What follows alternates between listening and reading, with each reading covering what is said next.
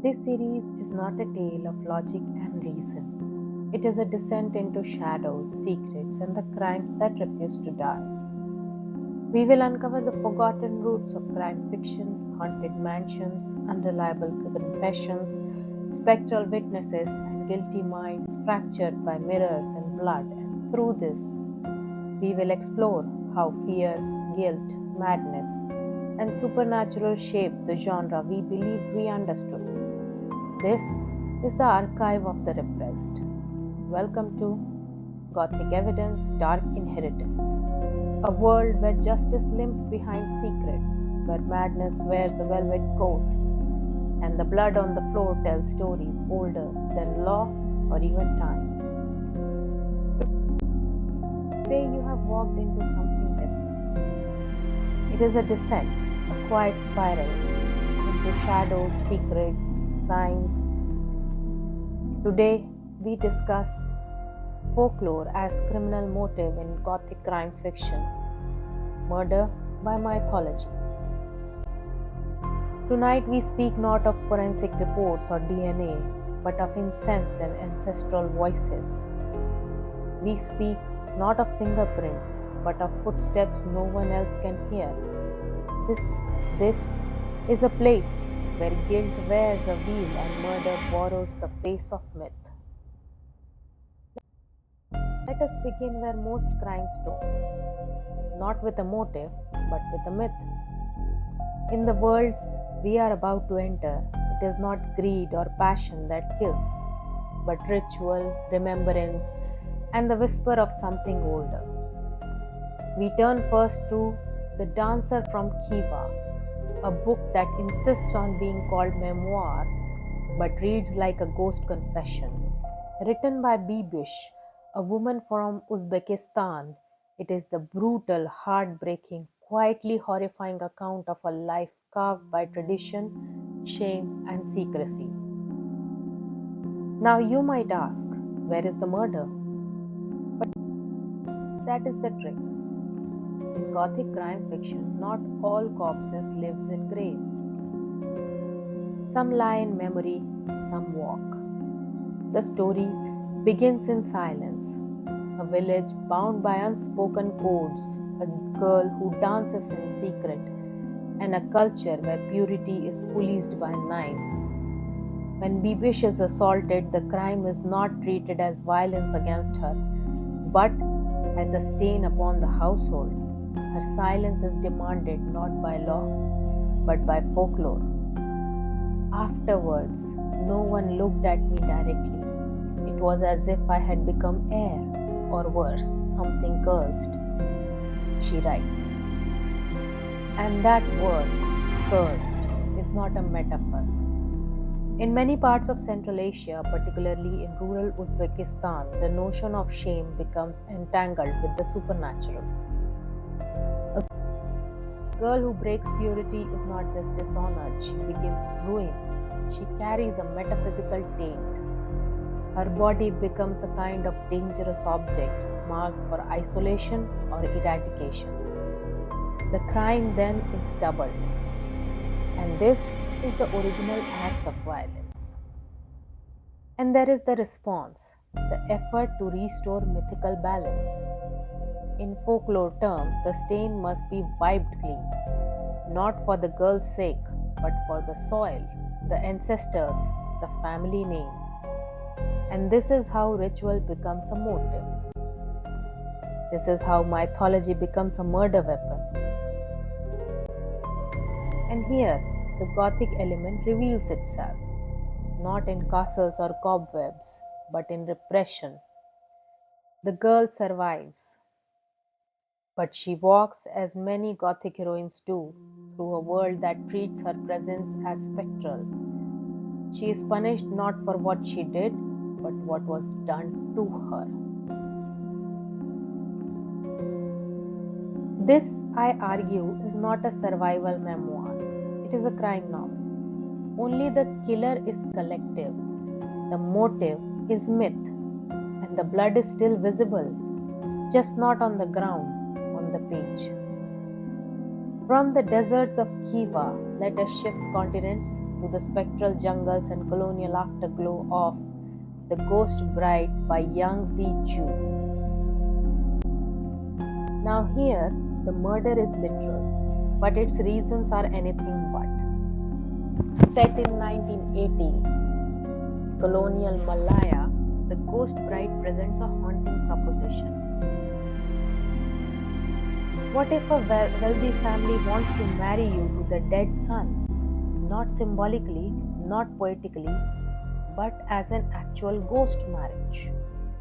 Rooted in Taoist custom, a real betrothal to a corpse. And yes, this practice existed and in some places still does. But Chu's novel is not a quaint tale of folklore. It is a Gothic crime story in disguise. At its core lies the question, why was the young man dead to begin with? And more importantly, what happens when folklore becomes the cover-up? As the protagonist, Li Lan, begins to investigate her ghostly fiancé's death, she is dragged, both figuratively and literally, into the underworld. But this is not the Christian hell. It is a Chinese DU, a labyrinth of punishments, karma, and bureaucratic spirits who carry ledgers of sin and ink pens that drip with consequence. Here, the crime and the afterlife are indistinguishable. In one haunting passage, Chu writes, "The dead are always watching, not just with memory, but with want, with vengeance." In Diyu, the guilty are not punished by the state, but by ancestral gravity.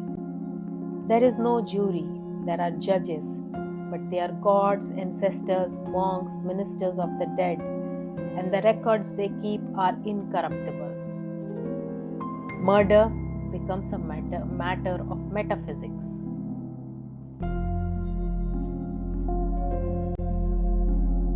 What fascinates me most in The Ghost Bride is how ritual becomes obstruction. Every attempt Li Lan makes to find justice is rerouted through spiritual logic. Her questions, who killed him? Why? These are filtered through incense, hallucination, and ancestral bribes. And this is the hallmark of Gothic crime. Evidence exists, but only in whispers. The truth is here, but buried in dreams, omens, and untranslatable realm of the dead. Folklore in this context becomes both key and lock. It offers pathways to justice, but only through illusion.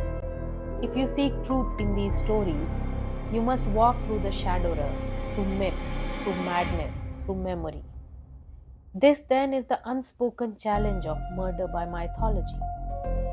It is not just who died, but what belief killed them. Was it the ancestral warning, the village tale, the funeral rite? In Khiva, it was the myth of purity. In Malaya, the myth of marriage beyond death. In both, the crime is not committed by evil people, but by belief systems so old they are no longer in requirement of consent. Now let us consider the core motifs: ritual, ancestral curse, spiritual crime. These are not just spooky ornaments. In Gothic crime fiction, they are the very language of repression. Ritual is about repetition, it's about reenactment. In both books, crimes echo other crimes. Violence is not new, it is inherited. This is especially vivid in The Ghost Bride, where the cycle of karma means that sin is never forgotten. It simply reappears in a different form in a different generation. Ritual says, we do this because it was done before, which is precisely how moral rot justifies itself. And then comes the ancestral curse. In Gothic fiction, this is often literal. A family line is plagued by ghosts, bad blood, or madness. but in crime fiction it becomes sociological. The sins of the father or the mother or the grandmother create conditions of inevitability. In The Dancer from Khiva, the mother's silence, the grandmother's expectation, the community's rules, these are not just background details. They are incantations, curses in disguise. Bebish writes, "They said my grandmother had survived a famine by pretending to be dead.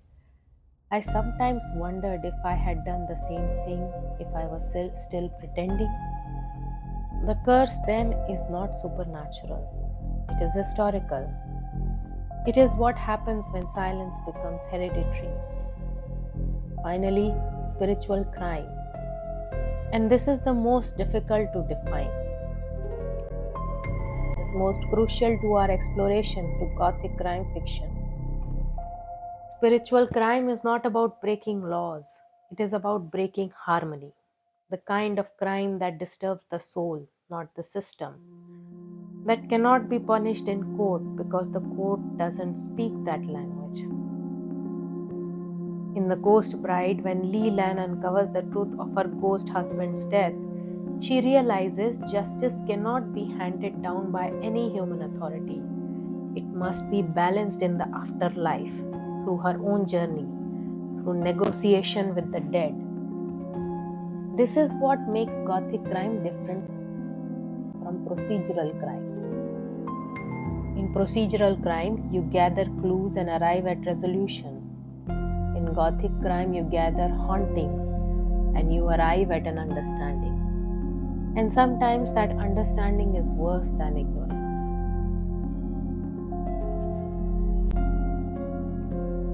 You may ask, what unites these stories across countries, across genres? They are not the same crime, but they share the same structure of fear. A fear not of murderers, but of meanings. In both novels, death is not the final act. It is a message. A riddle left behind culture, family, time. And to solve it is to confront not the killer, but a mirror. Who are you when your ancestors have already written your story? Who are you when your body is no longer your own, but a vessel for myth? These are not rhetorical questions. They are the central crimes of Gothic fiction. Not just what happened, but what was allowed to happen. What was believed into happening. And so, I leave you with this. In the world of murder by mythology, the question is never just who killed whom. The question is, whose ghost made it possible? Was it your grandmother, your gods, your guilt? And in your own life, what myths do you obey without knowing it? Which rituals are you repeating, unknowing that one day might lead to someone else's silence? Which beliefs, if left unchecked, could become the motives? What myth do you still believe that could lead you or someone else to ruin? Not in fiction, in life. Because that, after all, is the power of these stories. They remind us not all crimes begin with hatred, some begin with heritage. And until next time, beware the crime you cannot explain because it may be the one you inherited.